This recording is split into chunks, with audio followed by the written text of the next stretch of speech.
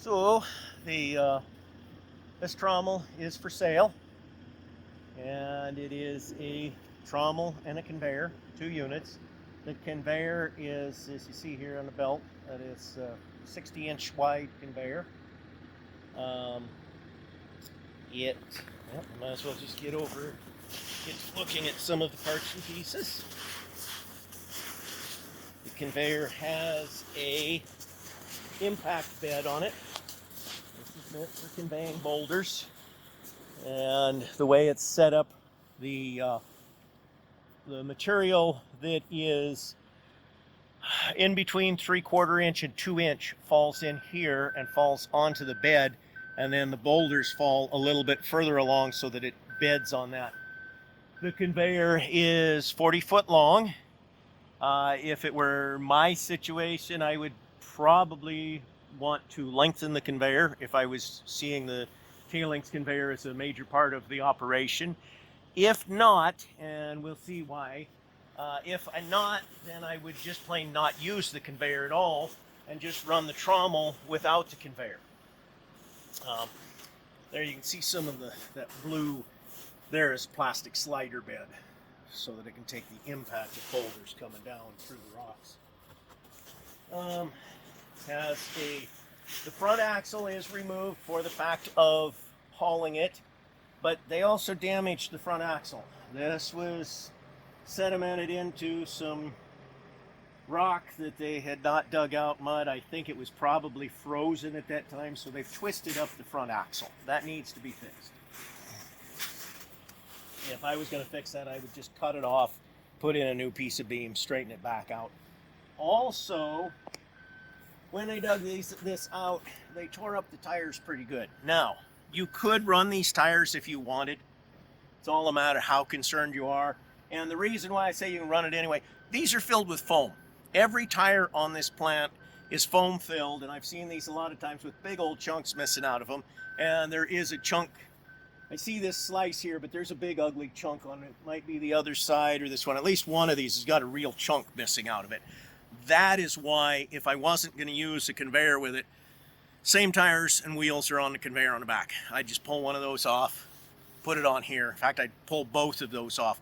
One of those two rims, though, again, rough handling. These guys were, well, there's partnership. Money was coming into the mine. They split up. They quit mining. The guys that had no money were pulling it out, and they were kind of acting like animals. So that happens. It's still a pretty good plant. A lot of iron here. I had bid this same plant. Somebody saw it on YouTube, which we'll put a clip in here of it running, but they'd seen it running on YouTube some years back. Somebody wanted one just like this, and I bid it about 10 years ago at $850,000 to make the same thing. So it's not a bad buy, even though it has a few little things that aren't new anymore. And I am representing it for the owner. When you talk to me, you want to find out more details, ask questions. If anything further than that, you want to get a hold of the man that actually owns it now, it's you get a hold of him and make arrangements of how to pay him. He's be real simple as far as next step past talking with me is you contact him and you pay him.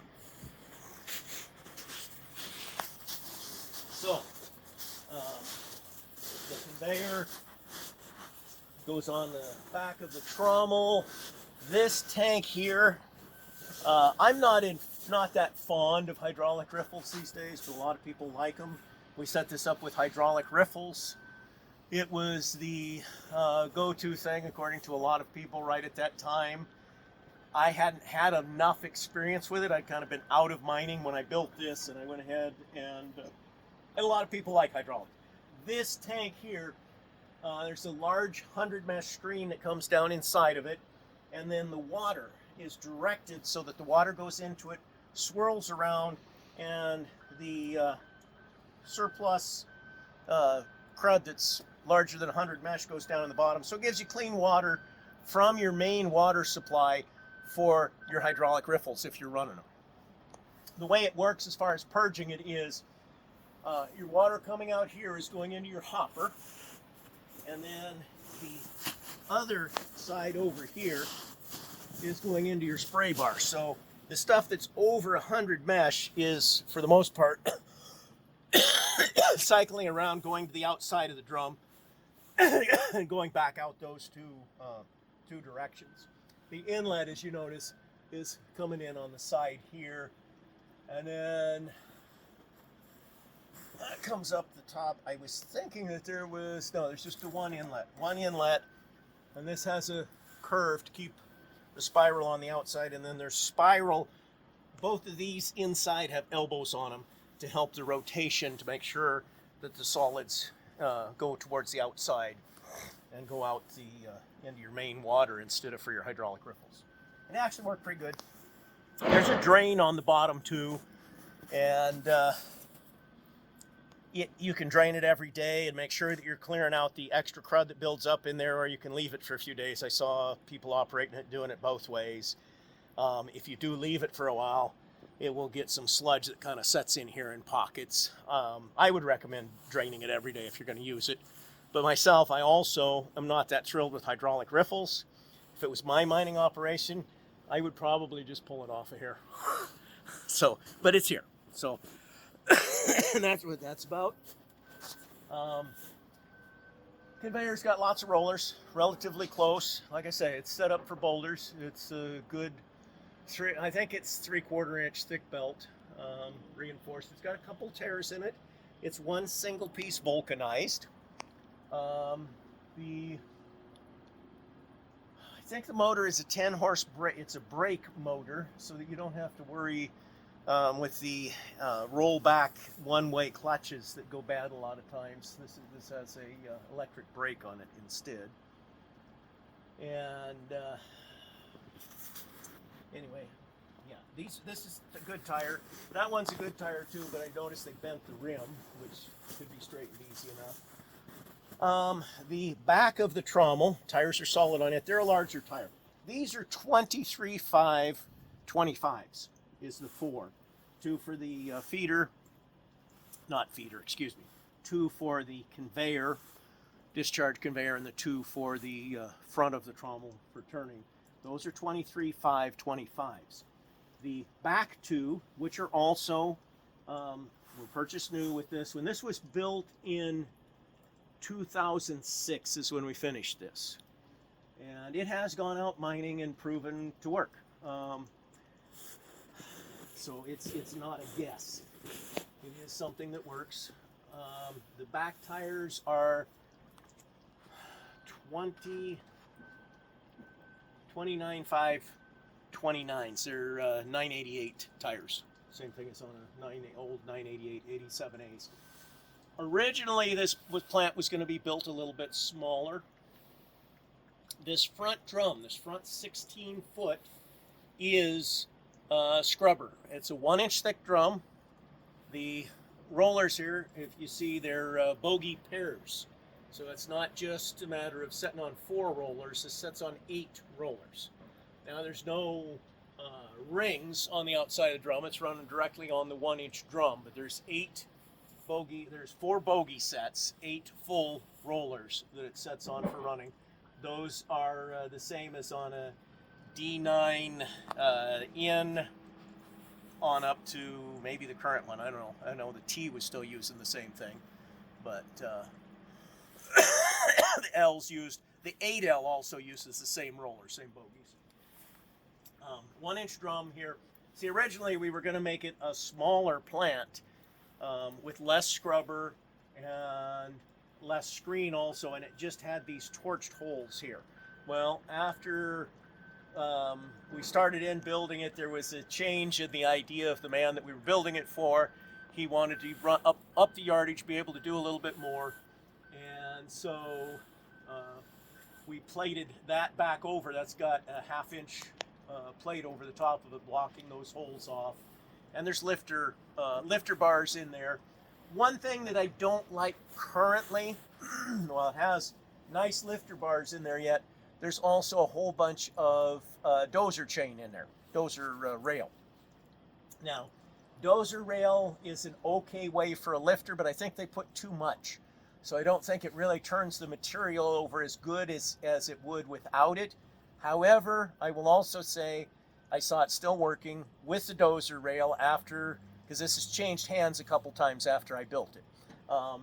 And it was still doing an okay job of washing. It was still working. My own feeling about it is I think the dozer rail it's not a benefit. It may be an impediment, and it depends on how much a person wants to bother cutting it out or not. The screen section, we really can't get back there right now to look at the back of it, but you'll see it on videos that we'll post. It's it's a double layer deck, just like if you had a shaker with a grizzly bar top deck, because that's what that is. Right where you come along the 1-inch drum area, right in line with that are bars on edge with 2-inch spacing and a top cap on them, but they screen it down to 2-inch. And that is 8 foot long. 8 foot long, and that would be at the 6 foot diameter. Then 6 foot. And then at 8 foot diameter out here is where this 3/4 inch. That is quarter-inch wire, quarter-inch as far as the wire size of the screen, with 3/4 inch openings for the screen that clamps around the outside. It's fairly new screen that's on there. I think they put that on there about a month before they quit mining. So the screen's in pretty good shape right now. Fuel tank back here. Kind of an open frame. The idea with the open frame is not what I would have built ideally for what we ended up with, but the open frame originally, as I said, this was going to be a smaller plant at first, and we were going to put the sluice box right down the middle of the frame. So it would have kept it all contained, and the original idea was to have just a small plant that you pulled with an excavator. And then he decided to expand the mining operation a little bit, and then after he first wanted to expand a little, and he decided he wanted a conveyor, so then the conveyor got built. So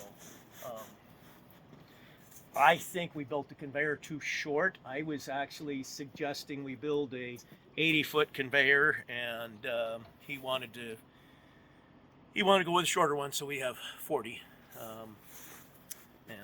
Yeah, that's what it is. 40. It's not that it's of no benefit. It's just that for pulling around and maintaining a second piece of equipment, it's only a little benefit in my mind.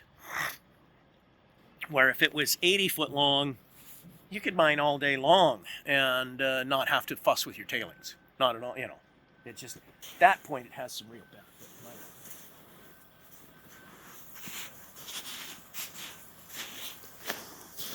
Somebody had been out here recently. They should have tracked around more footprints, broken open more stuff for it. That was not kind of them to just come in and leave. So, here we have, sluice box has leveling jacks. The plant also, which yes, that's some of the damage that has been done. This, you look at this jack here, those are regular just semi-truck jacks. And hydraulics are nicer as far as adjusting, but these do stay put once you adjust them. And they're easy to get replacements for, just a standard semi-truck trailer jack. The sluice box has jacks on it for leveling it.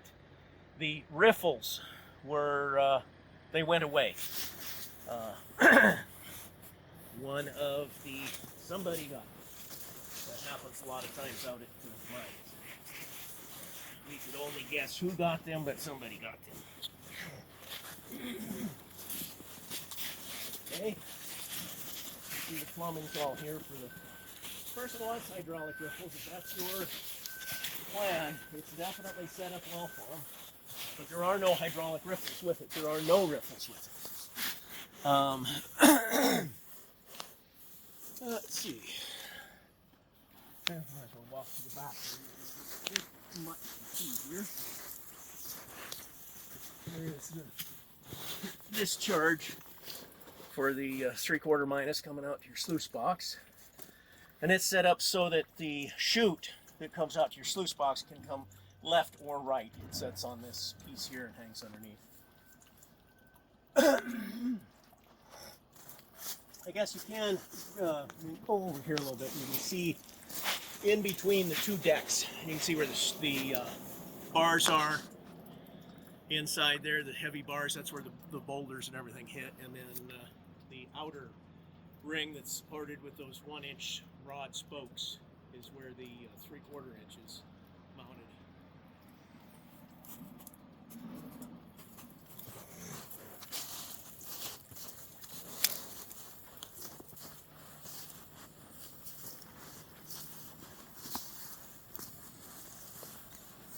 So the engine is the 4BT Cummins, and then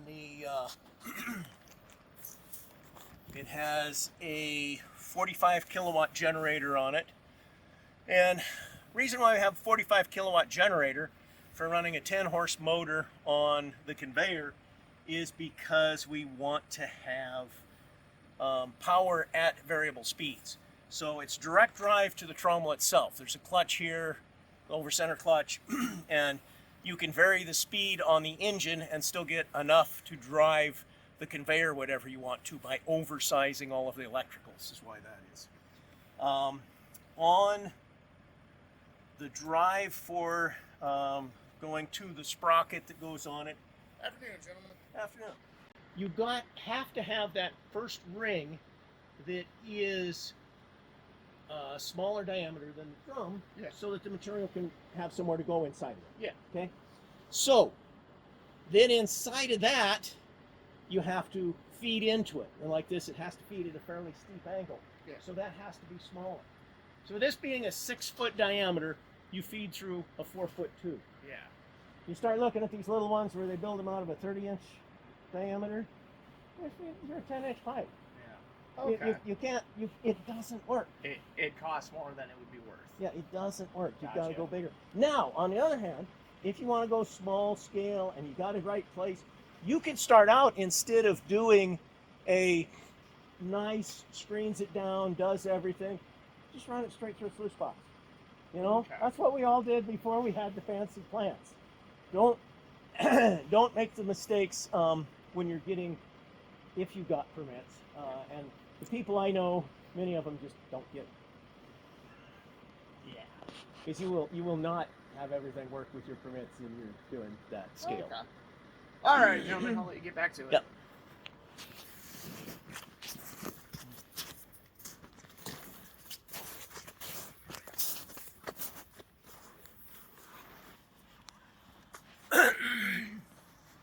So on the power plant here, I don't want to pull off the plastic. It's preserved away for ways. There's a roof over this. It's got an electric panel on top of the generator. Again, if I was not using the conveyor, I would just pull the generator off of it and not have it sitting there spinning, running for no reason. The direct drive, there's a shaft in here that's got a bearing. One of the bearings is loose. It's a spherical ball bearing, spherical roller, not ball bearing, spherical roller bearing. I don't know if there's one or two on a shaft that's loose. I don't know, but it's going to need a couple bearings, and those bearings new are about $1,000 a piece. So, you know, it's not a lot of money, but you're going to dump $4,000 or $5,000 in this by the time you have a little labor in it and fixing the bearings there. You know, there's going to be a little money in it. There's a roller. Yeah, it's a thrust roller, which is common, and it would mount. It's not on here right now. There's a thrust roller, would go on those 4 bolts, and that has been rebuilt. It had the center of the hub cracked, and I built them a new one that did not have a hub. The new one is all one solid piece, shaft and the disc both. And with new bearings and everything, it's all ready to go. It's already been paid for. It just hadn't been bolted on, because it was, they did that just before they decided to quit mining. They brought that into me, and I built the new one in a hurry. And then they decided they weren't going to mine anymore together, so it didn't get put on the plant, just got pulled out instead. You can see over here the drive, the gearbox, Now that's a direct lineup between the gearbox and that drive. So getting my mind a little bit clearer here. Yeah, it's got to be the bearings that the gearbox itself is on. There's one or two bearings there that are a problem. Not the gearbox, but the ones that it's on. I did this with the straight drive, trying to minimize losses and not have V-belts, and that coupling moves. It's really hard to keep the gearbox solid enough to keep a good alignment on that coupling, and I really think a person would be better off to modify what I did in here, and I would go with putting V-belts on that. That would be my choice. It works like it is, but I think a person would be better off to move the engine offset a little bit and put some V-belts on there. Not that you have to, but just something that I think would be a little better. The chain is off of the drum, but the chain is there. It should, if I was building another one of these, like I say, we built this originally for a little less yardage. I would put, if I was doing another one, I would put, that's 100 and number 160 chain, 2-inch pitch. It works, but I think it wears out about every 3 years of use. And if I was building another one, I would build it a little bit bigger, but just be one of those things, just keep a spare chain around.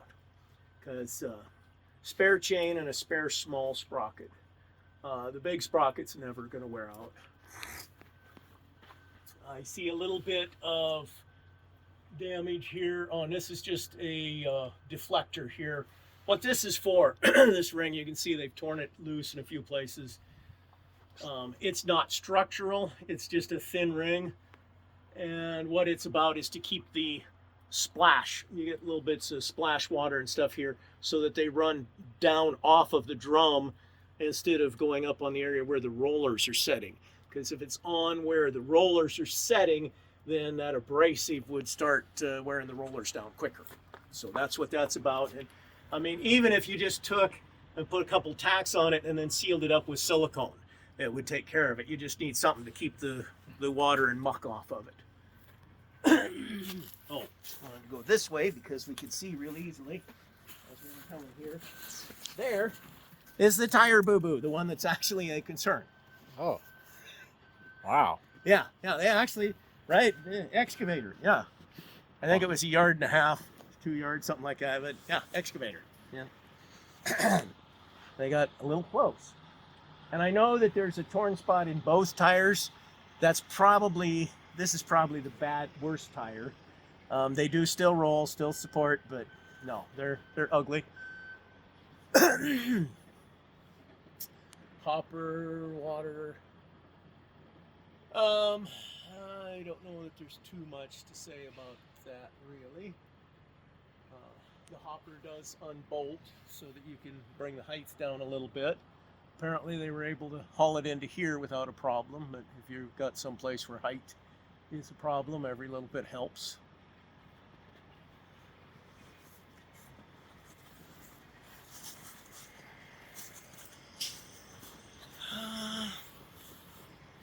How many yards nominal? You know, it kind of depends really on the material you're running, how many boulders. When you're looking at this in the video pieces that we will put on, it was only running 60 yards per hour, which is nothing for this. I have seen it running 180 yards without any problems. If you do put 180 yards in it, the one thing that will be the problem, and a smaller excavator works better for that working quick than a big one. What happens is if you get inconsistent feed, it'll start coming out through the first inlet a little bit. It does, you know, to get it away. Now we could put some extra paddles in there to make it move away a little quicker. But now, and also at the 180 yards with a pretty good amount of, about the same percentage of boulders as what you see in the video, but reason they were running 60, unfortunately, I couldn't convince them that day to run faster to let me get the video I would have liked to of it running at higher yardage, because they were in some real good ground and they were convinced they needed to go slower to make sure it digested all the gold, which I don't think is a realistic thing you need to do, but that was what they were convinced on that day I was filming it. So that's what we have for video. But when you are running it to where you get the belt filled up, where you've got to continue, you know, boulders all the way up at around 150, 180 yards is about all that the current drive and motor wants to pull of rocks going up that conveyor. And it is a slow speed conveyor, which you'll see in the video too. You're not going to do a high speed conveyor pulling boulders away. Now, if you're not using the conveyor again, then whatever your boulders are is irrelevant. You just put a chute on the back and let them fall off and give a pit for them to dig out there. You have to move your tailings a little sooner, but this conveyor here, I don't know. I think when there was nothing underneath it, I think you could go for maybe a half an hour without moving tailings. You know, it was a benefit, but it didn't save you all of the bother. It wasn't, like I say, if you double the length of it, you could go all day long. So, yeah, sluice box. That pan that's upside down is the diverter pan to go into the sluice box. There's what they call a half pipe up there, which is used to distribute the flow between the left side and right side on the box. I was thinking this is triple run. Is this 6 foot wide? I know there'll be 2 foot riffles. Is this 6 foot wide? Or... Yeah, I think it's triple run of 2 foot. I got pictures and things. We'll tack on some pictures. I don't need to dig through the snow because I've got pictures of it when it was new. We'll add them into the whole file. You can post them up and people will recognize it. So, yeah. It's a lot of iron. It should be used by some greedy gold miner that wants to get rich, because I like greedy gold miners. Actually, none of them are greedy. They're just good, hard-working people.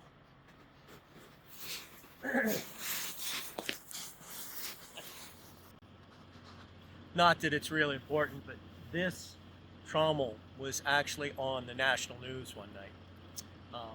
Since I posted this about 15 years ago up on YouTube, and they were talking about terrible mining that might be allowed in Alaska. I don't remember which one of the broadcast networks, but I saw this on the national news one night, and they were talking about hard rock mining, and I saw this placer plant that I built, and I had to chuckle. I thought that was pretty good. They were using a placer plant on the national news to talk about some dirty hard rock mine.